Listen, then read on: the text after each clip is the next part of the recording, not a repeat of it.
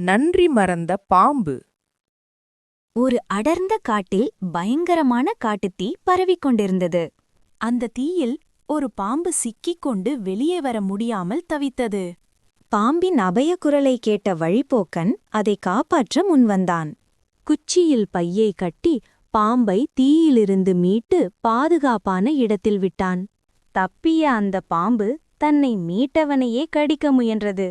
காப்பாற்றிய எனக்கே தீங்கா என்று கேட்டவனிடம், உதவி செய்தவனுக்கு தீங்கு செய்வதே உலக நீதி என்றது பாம்பு.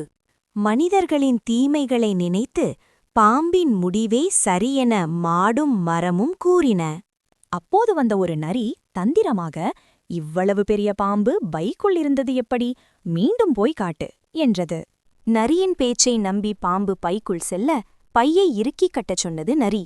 வஞ்சகம் செய்த பாம்பு தண்டனை பெற்றது.